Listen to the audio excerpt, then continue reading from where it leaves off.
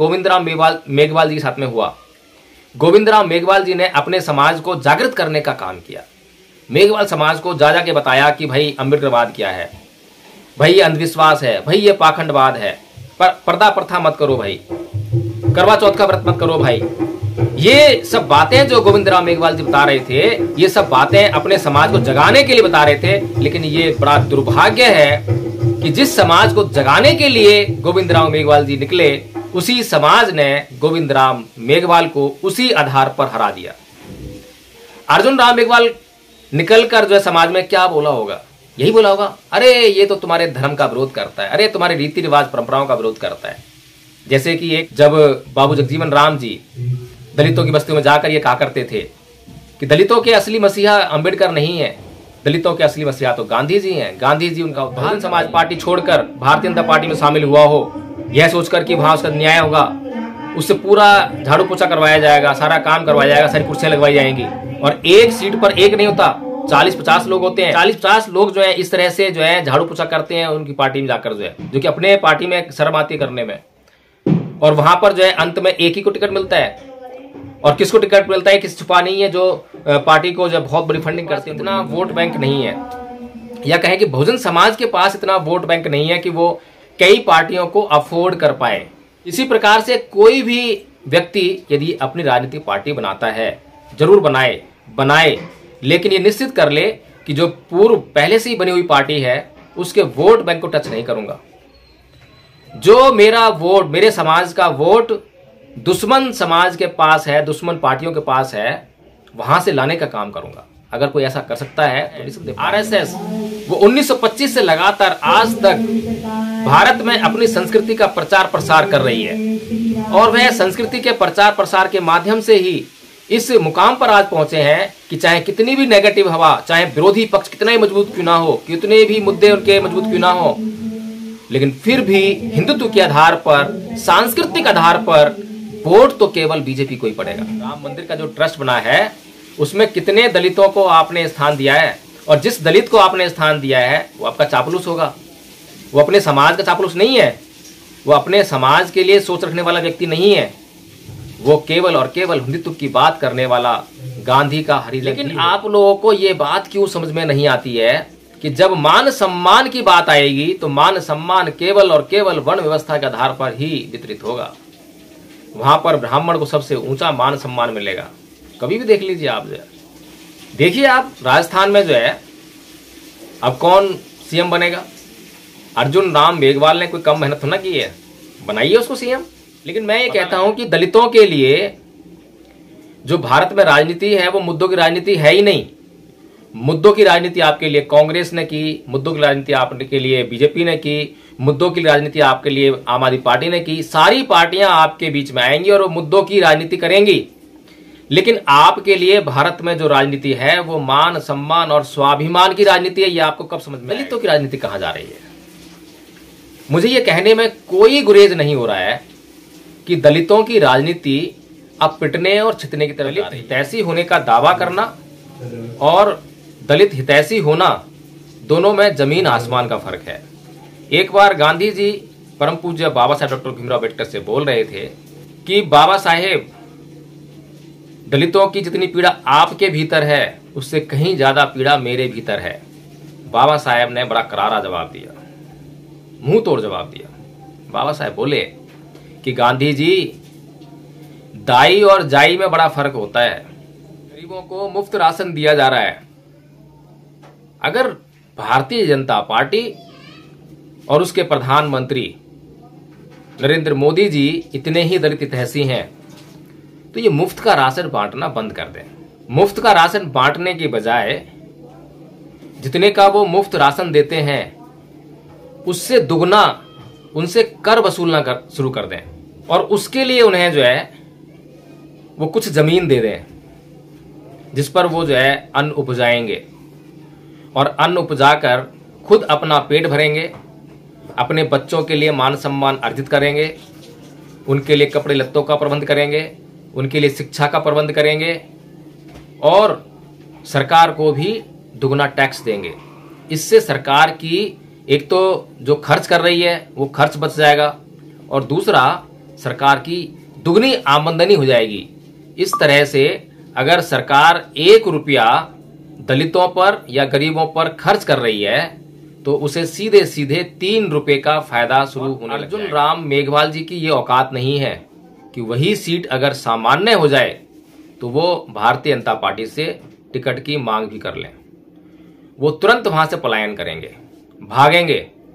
वो देखेंगे कि कौन सी सीट रिजर्व है और वहां पर जहां पर कोई दलित प्रत्याशी, योग्य प्रत्याशी सालों साल से मेहनत कर रहा होगा, वहां पर वह जाकर अपना दावा ठोकेंगे कि मुझे यहां से टिकट दो, मैं आपका मंत्री रहा हूं, मैंने आपके लिए इतनी चापलूसी की है, मैंने इतनी जी हजूरी की है, मैंने आपके कहने पे अपने समाज से गद्दारी की है, मैंने आपके कहने पर अपने समाज को गालियां दी हैं, मैंने आपके कहने पर समाज के लिए जितना भी नुकसान करना था मैंने कर दिया। ऐसी होने का बहुत बड़ा भारी दावा किया जाता है।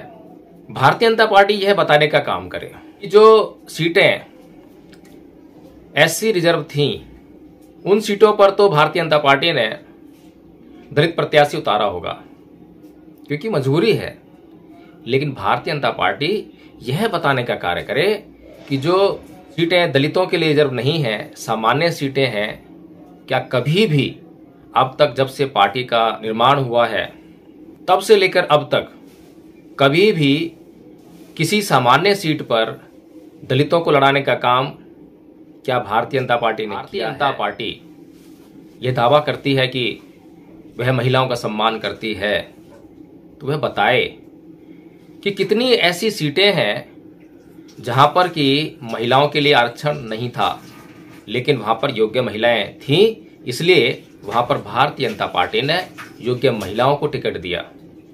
बताने का काम करना चाहिए। जय भीम, नमो बुद्धाय साथियों। तो आखिरकार राजस्थान के, मध्य प्रदेश के, छत्तीसगढ़ के और तेलंगाना के विधानसभा चुनावों के रिजल्ट आ गए और पूरे देश में चर्चा चल रही थी कि ये 2024 के लोकसभा चुनावों का सेमीफाइनल है। अगर 2024 के लोकसभा चुनावों का यह सेमीफाइनल है तो भाजपा की जीत 2024 में तय है, क्योंकि अगर हम आंकड़ों की बात करें तो मध्य प्रदेश में 230 सीटें हैं। 230 में से बीजेपी ने 163 सीटों पर विजय प्राप्त की है, कांग्रेस ने 66 सीटों पर विजय प्राप्त की है। अब ये जो बीजेपी ने 163 सीटों पर विजय प्राप्त की है, यदि हम ध्यान दें तो भारतीय जनता पार्टी ने पिछले विधानसभा चुनावों के मुकाबले इस बार 54 सीटें अधिक जीती हैं और कांग्रेस ने 48 सीटें जो है अपनी गंवाई हैं। अब जो 48 सीटें गंवाई हैं, 48 सीटें तो भारतीय जनता पार्टी ने कांग्रेस की ले ली और उसमें 6 सीटें जो अन्य छोटे दल या निर्दलीय थे उनकी भी अपने कब्जे में ले ली। और हमें ये ध्यान देना चाहिए कि मध्य प्रदेश एक आदिवासी क्षेत्र है, आदिवासी बाहुल्य क्षेत्र है और यहाँ पर जो है जो जनजातियाँ रहती हैं वहाँ पर किस तरह से भारतीय जनता पार्टी ने अपना प्रचार प्रसार किया, ये ध्यान देने योग्य बात है। खैर, सबसे महत्वपूर्ण बात तो ये है कि भारतीय जनता पार्टी ने यहाँ पर 54 सीटें अधिक हासिल करके एक तरह से विपक्षियों को धराशायी कर दिया। दूसरे राज्य को लें तो छत्तीसगढ़ राज्य है जिसमें 90 सीटें हैं। 90 में से भारतीय जनता पार्टी ने 54 सीटें जीती हैं और उसे 39 सीटों का पिछले चुनावों के रिजल्ट के मुकाबले फायदा हुआ है। वहीं कांग्रेस ने 35 सीटें जीती हैं और उसे 33 सीटों का नुकसान हुआ है। यहाँ पर भी 33 सीटें कांग्रेस की सारी बीजेपी ने ले ली, प्लस में 6 सीटें और जो अन्य दलों या निर्दलियों के पास थीं वो भी भारतीय जनता पार्टी ने अपने कब्जे में कर ली। इसके अलावा राजस्थान में बात करें तो राजस्थान में 199 सीटें और 199 में से भारतीय जनता पार्टी ने 115 सीटें जीती, जिसमें कि उसे पिछले विधानसभा के मुकाबले इस बार 42 सीटों का फायदा हुआ, वहीं कांग्रेस जो है 69 सीटों पर सिमट कर रह गई। यहां कांग्रेस को 30 सीटों का नुकसान हुआ। इसका मतलब ये है कि भारतीय जनता पार्टी ने राजस्थान में कांग्रेस की 30 सीटें तो हासिल की ही, इसके अलावा 12 सीटें अन्य दलों या निर्दलियों से भी हासिल की हैं। वहीं अगर तेलंगाना की बात करें, जो कि साउथ का इलाका है, दक्षिण भारत जो है उत्तर भारतीयों के लिए कभी भी आसान नहीं रहा है, और तेलंगाना में भारतीय जनता पार्टी का जो वर्चस्व था, यानी पिछले विधानसभा चुनावों का रिजल्ट अगर देखें तो भारतीय जनता पार्टी के पास मात्र 1 सीट थी। 1 सीट से बढ़कर अब उसकी 8 सीटें हो गई हैं, यानी कि उसने 7 सीटों का मुनाफा तेलंगाना में भी कमा लिया है। हालांकि यहाँ पर कांग्रेस ने जो है अपना दम दिखाया, क्योंकि कांग्रेस का जो यहाँ पर एक बहुत बड़ा चेहरा मल्लिकार्जुन खड़गे, जो कि दलित समाज से आते हैं और दलित समाज के लिए उन्होंने पीछे बहुत पुरजोर आवाज़ उठाई, जिसकी चर्चा पूरे दलित समाज में हुई। उनके काफ़ी वीडियो वायरल हुए, तो उसका फ़ायदा यहाँ देखने को मिलता है। लेकिन साथियों, मैं ये जो रिजल्ट की चर्चा कर रहा हूँ, ये क्यों कर रहा हूँ? क्योंकि ये रिजल्ट तो आपको जो है यूट्यूब पर या टीवी पर देखने को मिल ही गए होंगे, सुनने को मिल गए होंगे, व्हाट्सएप पे बहुत चल रहे होंगे। यहाँ पर मेरा इस चर्चा को, इन आंकड़ों को आपको बताने का केवल और केवल एक ही मकसद है कि भारत की राजनीति जो है किस प्रकार से चल रही है, उसका आधार क्या है। भारतीय जनता पार्टी जो कि हिंदुत्व के मुद्दे पर हमेशा चुनाव लड़ती है, इस बार भी हिंदुत्व का ही मुद्दा उसने बनाए रखा। हालांकि अपने इन मुद्दों में वह दलित, गरीब, युवा, महिलाएं, इनको भी शामिल करने का दावा करती है। लेकिन यदि हम व्यवहारिक जांच करेंगे तो ना तो उसकी पॉलिसीज में, नीतियों में कहीं दलित दिखाई देगा, ना कहीं गरीब दिखाई देगा, ना महिलाएं दिखाई देंगी, और ना युवाओं के लिए कुछ दिखाई देगा। वहां पर यदि आपको कोई दिखाई देगा तो केवल और केवल हिंदुत्व, जातिवाद, ऊंच नीच की भावना, धन्ना सेठों के द्वारा पार्टी को अनुदान देना और महिलाओं के लिए किसी भी प्रकार का सम्मान पार्टी के भीतर ना होना। अभी यदि कुछ आंकड़ों पर मैं यहीं पर अगर चर्चा करना चाहूं, यदि भारतीय जनता पार्टी यह दावा करती है कि वह महिलाओं का सम्मान करती है, तो वह बताए कि कितनी ऐसी सीटें हैं जहां पर कि महिलाओं के लिए आरक्षण नहीं था, लेकिन वहां पर योग्य महिलाएं थीं, इसलिए वहां पर भारतीय जनता पार्टी ने योग्य महिलाओं को टिकट दिया।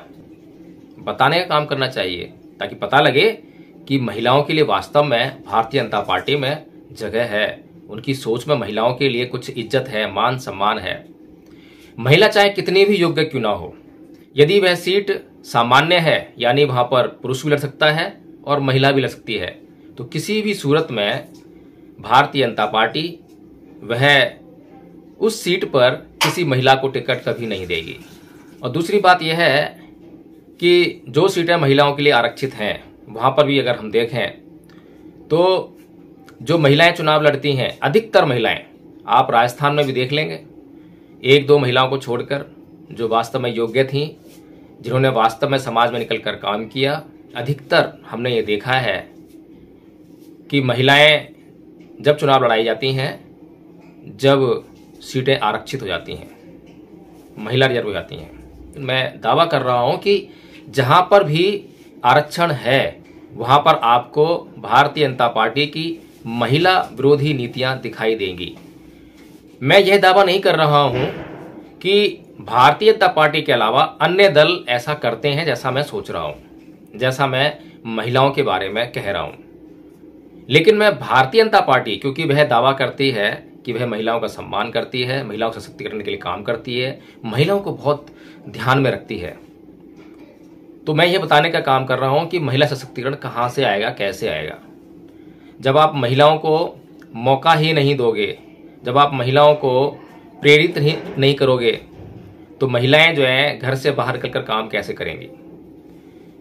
इसके अलावा यदि हम बात करें तो दलित हितैषी होने का बहुत बड़ा भारी दावा किया जाता है। भारतीय जनता पार्टी यह बताने का काम करे कि जो सीटें एससी रिजर्व थीं, उन सीटों पर तो भारतीय जनता पार्टी ने दलित प्रत्याशी उतारा होगा क्योंकि मजबूरी है, लेकिन भारतीय जनता पार्टी यह बताने का कार्य करे कि जो सीटें दलितों के लिए रिजर्व नहीं हैं, सामान्य सीटें हैं, क्या कभी भी अब तक जब से पार्टी का निर्माण हुआ है तब से लेकर अब तक कभी भी किसी सामान्य सीट पर दलितों को लड़ाने का काम क्या भारतीय जनता पार्टी ने किया है? क्योंकि ये बहुत सामान्य सी बात है कि जो सीट सामान्य है, रिजर्व नहीं है, उसका मतलब यह होता है कि वहां पर सामान्य व्यक्ति भी लड़ सकता है और रिजर्व व्यक्ति भी लड़ सकता है।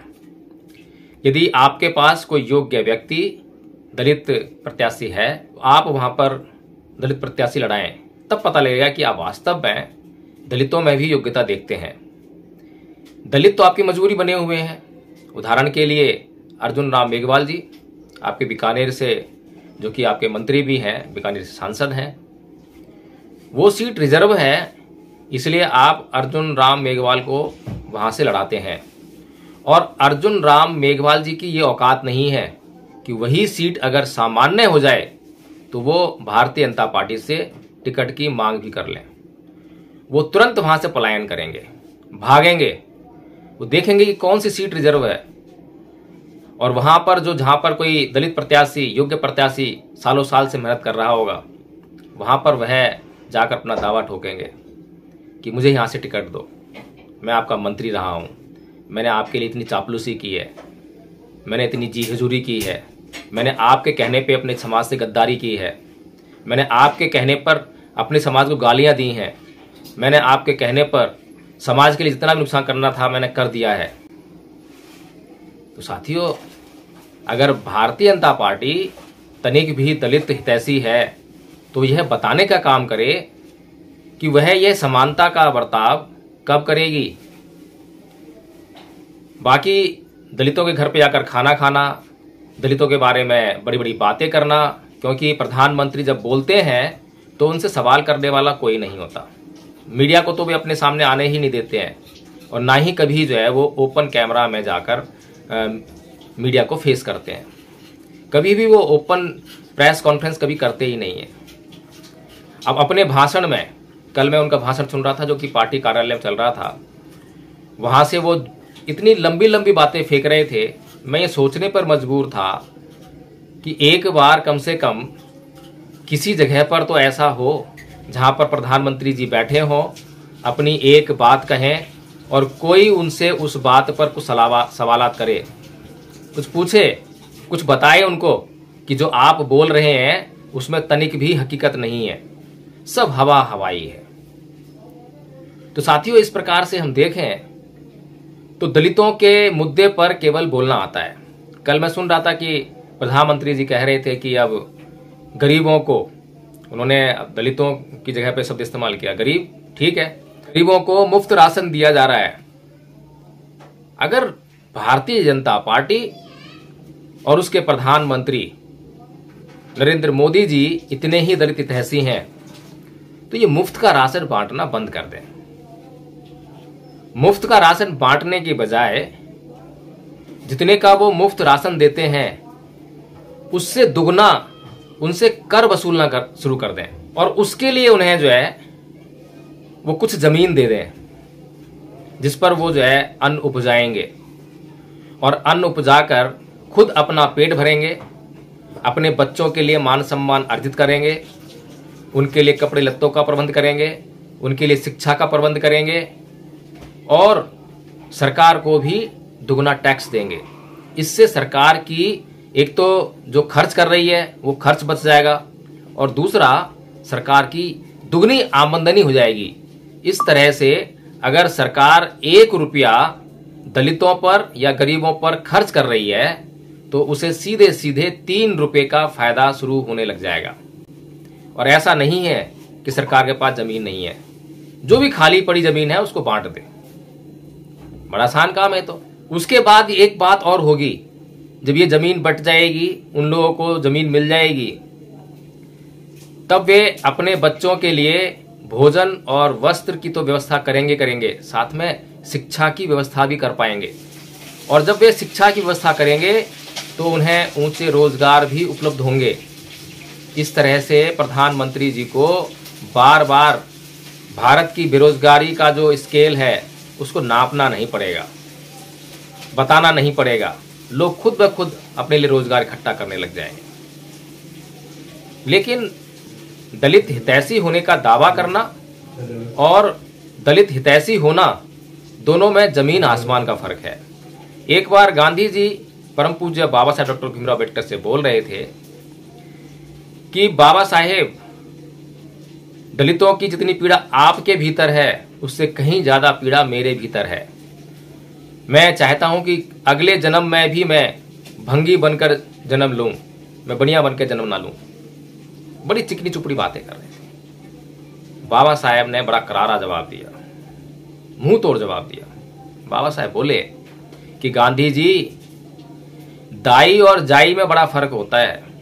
दाई जो है जाई के दर्द को महसूस तो कर सकती है, बयान भी कर सकती है, लेकिन उसको जो सहन करना पड़ता है जाई को, वो दर्द तो उसको सहन करना नहीं पड़ता। वो दर्द तो असली वही बता सकती है, वही सोच सकती है जो उसको सहन कर रही है।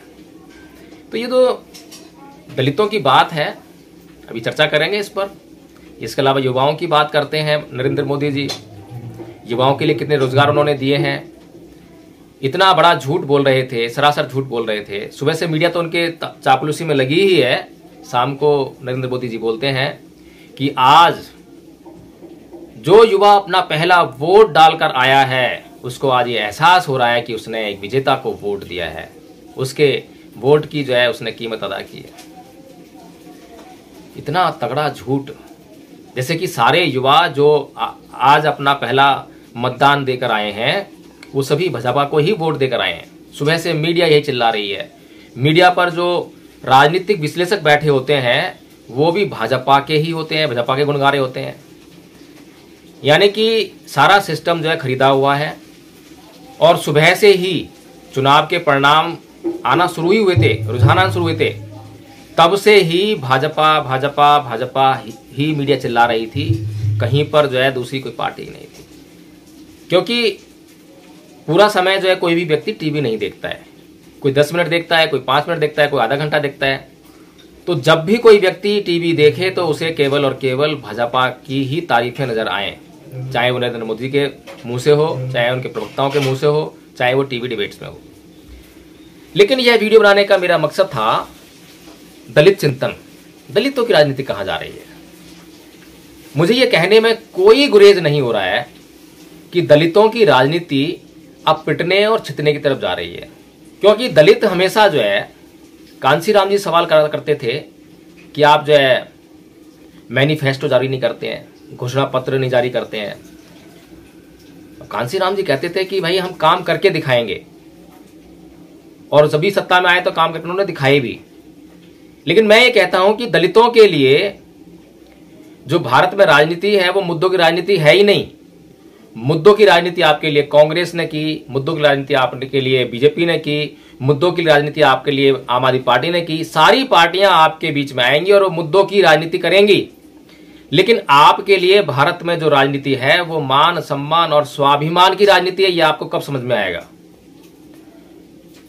मुद्दों की बात करें तो फ्री बिजली, फ्री पानी अगर आपको आम आदमी पार्टी दे रही है तो वो बहुजन समाज पार्टी भी दे सकती है। फ्री राशन अगर भारतीय जनता पार्टी बांट रही है तो आपको वो बहुजन समाज पार्टी भी दे सकती है। हो सकता है कि थोड़ा 19-20 हो जाए, लेकिन देगी। ऐसा नहीं है कि आपको जो है वो जीने ही नहीं देगी, मार देगी। लेकिन आप लोगों को ये बात क्यों समझ में नहीं आती है कि जब मान सम्मान की बात आएगी तो मान सम्मान केवल और केवल वर्ण व्यवस्था के आधार पर ही वितरित होगा। वहां पर ब्राह्मण को सबसे ऊंचा मान सम्मान मिलेगा। कभी भी देख लीजिए आप जो है। देखिए आप राजस्थान में जो है अब कौन सीएम बनेगा। अर्जुन राम मेघवाल ने कोई कम मेहनत तो ना की है, बनाइए उसको सीएम, पता लग जाएगा। और जो भारतीय जनता पार्टी ये दावा करती है कि वो परिवारवाद नहीं चलाती है, वो तो राजवाद चलाती है। खाली राजपथ का नाम बदल कर कर्तव्य पथ रख देने से काम नहीं बन जाता। अभी जो राजघराने हैं, राजस्थान के राजघराने हैं, मध्य प्रदेश के राजघराने हैं, वो आपकी राजनीति में सक्रिय हैं और जब भी मौका मिलता है तो मुख्यमंत्री वही बनते हैं। और परिवारवाद की आप बात कर रहे हैं, कल इतना बड़ा झूठ बोल रहे थे, मैं सोच रहा था मैं क्या कैसे जवाब दिया जाए, कैसे सवाल पूछा जाए। प्रधानमंत्री जी को ये समझ में ही नहीं आता कितनी जगह उन्होंने जो है परिवारवाद के आधार पर टिकट बांटे हैं। अमित शाह के बेटे को भारतीय क्रिकेट कंट्रोल बोर्ड का अध्यक्ष क्यों बनाया है? इसे परिवारवाद नहीं कहेंगे तो क्या कहेंगे? कौन सी योग्यता है अमित शाह के बेटे में क्रिकेट खेलने की, क्रिकेट एनालाइज करने की, कमेंट्री भी कभी की हो, जो कि उन्होंने जो है उस बोर्ड का उसको अध्यक्ष बना दिया। जहां पर भी मलाई है वहां पर जो है राम मंदिर का ही ले लीजिए आप, जो राम मंदिर का जो ट्रस्ट बना है उसमें कितने दलितों को आपने स्थान दिया है, और जिस दलित को आपने स्थान दिया है वो आपका चापलूस होगा, वो अपने समाज का चापलूस नहीं है, वो अपने समाज के लिए सोच रखने वाला व्यक्ति नहीं है, वो केवल और केवल हिंदुत्व की बात करने वाला गांधी का हरिजन ही होगा। तो साथियों, मेरा यहाँ पर जो है ये जो बात बताने का जो है कि जो मध्य प्रदेश चुनाव लें वहां पर 54 सीटें प्लस की हैं, कितनी भी नेगेटिव हवा चल रही है बीजेपी की, हर प्रदेश में नेगेटिव हवा चल रही है, पूरे देश में नेगेटिव हवा चल रही है, उसके बावजूद, और दिल्ली के जो पिछले चुनाव हुए थे उसमें भी 7 सीटें प्लस कर ली थी। मुद्दों की राजनीति थी यहाँ दिल्ली में, केजरीवाल जी ने बिजली और पानी पे सबको साफ कर दिया था, लेकिन फिर भी भारतीय जनता पार्टी का वोट बैंक नहीं हिला और 7 सीटें प्लस कर ली थी। कैसे? मैं लगातार ये कहता रहा हूं कि आपके लिए भारत की राजनीति में मुद्दों की राजनीति नहीं है, आपका सांस्कृतिक मामला है, आपको सांस्कृतिक बदलाव की तरफ सोचना चाहिए। भारतीय जनता पार्टी की जो जननी संस्था है, जिसने उसे जन्म दिया है, आरएसएस, वो 1925 से लगातार आज तक भारत में अपनी संस्कृति का प्रचार प्रसार कर रही है, और वह संस्कृति के प्रचार प्रसार के माध्यम से ही इस मुकाम पर आज पहुंचे हैं कि चाहे कितनी भी नेगेटिव हवा, चाहे विरोधी पक्ष कितना ही मजबूत क्यों ना हो, कितने भी मुद्दे उनके मजबूत क्यों ना हो, लेकिन फिर भी हिंदुत्व के आधार पर, सांस्कृतिक आधार पर वोट तो केवल बीजेपी को ही पड़ेगा। हम लगातार बोलते रहते हैं कि भारत में सांस्कृतिक युद्ध चल रहा है, एक तरफ समणवाद है, एक तरफ ब्राह्मणवाद है। आज जो ओबीसी है, जो मध्य प्रदेश का जो जनजातीय वर्ग है, जो आदिवासी वर्ग है, वो जब बौद्ध हुआ करता था तब ये राष्ट्र बौद्ध राष्ट्र था। आज इसी वर्ग को बहला कर, फुसला कर, क्योंकि उसको पहले तो ईश्वर की आराधना सिखा देते हैं, ईश्वर के अंदर आस्था सिखा देते हैं, ईश्वर में विश्वास करा देते हैं, और उसके बाद जो है उसी ईश्वर का डर दिखाकर या प्रलोभन दिखाकर या फिर दूसरे को दिखाकर, जैसे कि गोविंद राम मेघवाल जी के साथ में हुआ। गोविंद राम मेघवाल जी ने अपने समाज को जागृत करने का काम किया। मेघवाल समाज को जा के बताया कि भाई अम्बेडकरवाद क्या है, भाई ये अंधविश्वास है, भाई ये पाखंडवाद है, पर पर्दा प्रथा मत करो भाई, करवा चौथ का व्रत मत करो भाई। ये सब बातें जो गोविंद राम मेघवाल जी बता रहे थे, ये सब बातें अपने समाज को जगाने के लिए बता रहे थे। लेकिन ये बड़ा दुर्भाग्य है कि जिस समाज को जगाने के लिए गोविंद राम मेघवाल जी निकले, उसी समाज ने गोविंद राम मेघवाल को उसी आधार पर हरा दिया।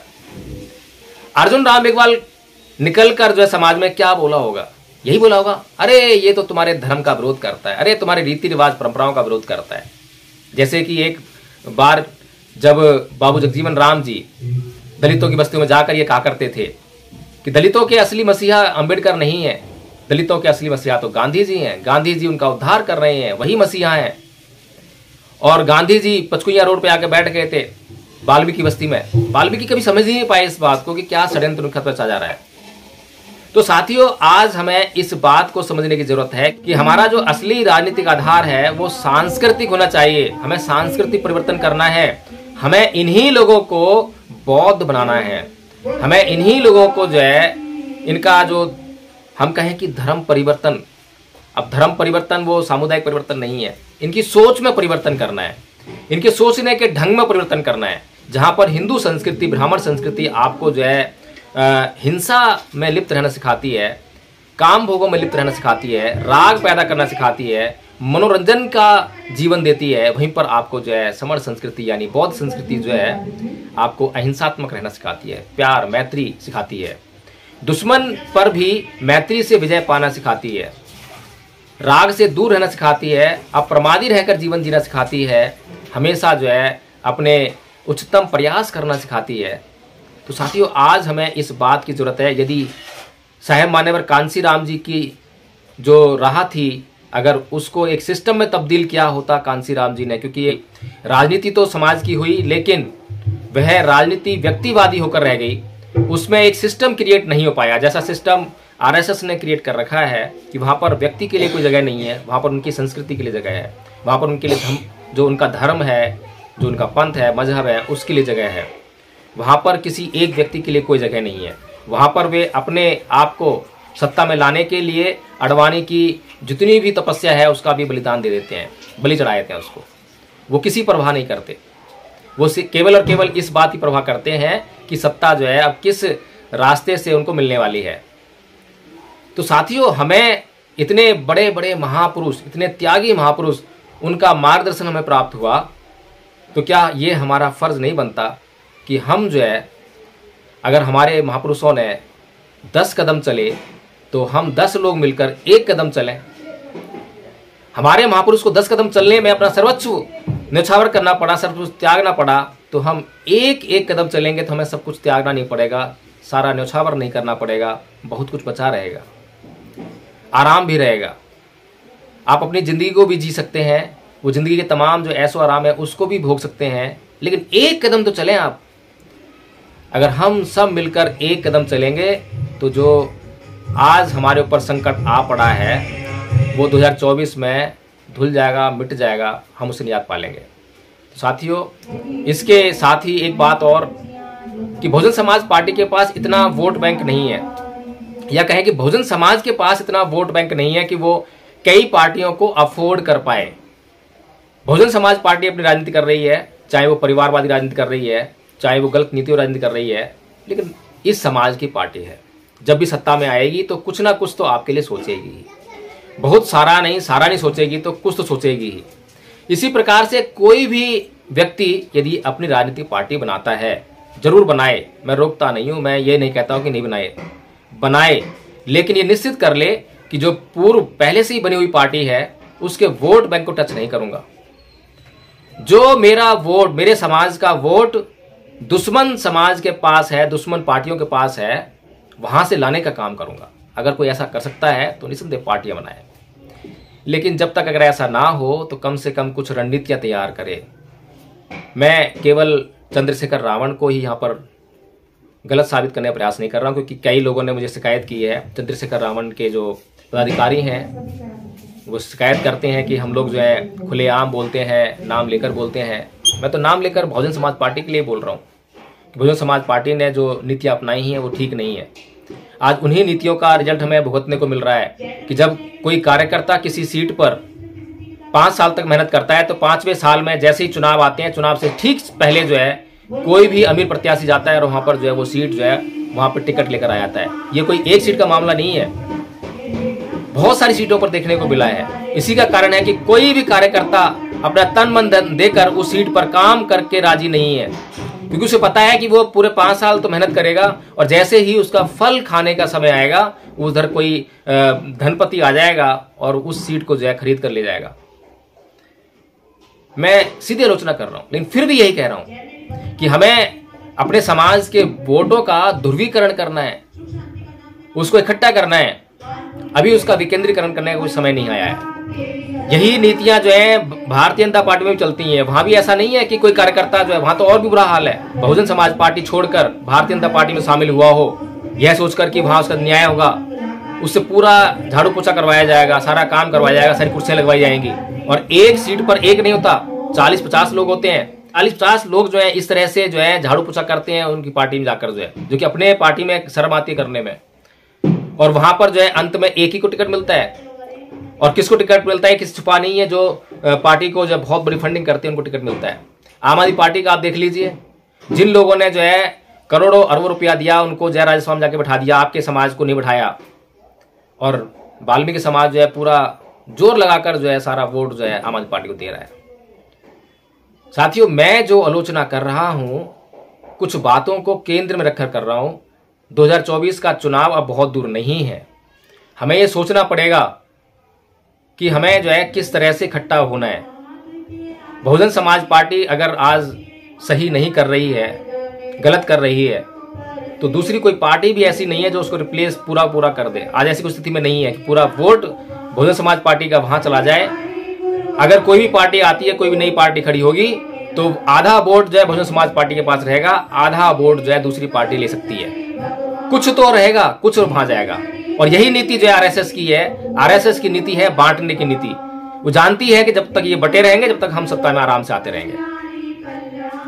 आज जो कांग्रेस को तोड़ने का काम मान्यवर साहब कांशीराम जी ने किया था, कांग्रेस बहुत बड़ी सरदर्दी बनी हुई थी भारतीय जनता पार्टी के लिए, लेकिन उसको धराशायी करने का काम मान्यवर साहब कांशीराम जी ने किया। उसके बाद बहुजन समाज पार्टी को उसको रिप्लेस करना चाहिए था, लेकिन उसका पूरा का पूरा फायदा आज भारतीय जनता पार्टी को मिल रहा है। तो साथियों, हमें इकट्ठा होकर, एक होकर, और कुछ गिले शिकवे आपस में हो तो उनको जो है मिटाकर, दूर करके हमें जो है 2024 के लिए इकट्ठा होना है, अपना वर्चस्व स्थापित करना है। कम से कम इतना वर्चस्व स्थापित कर लें कि हम अपना मान सम्मान बचा सकें, हम जो है कुछ किसी को कहने लायक रह सकें, कुछ किसी को धमक देने लायक रह सकें।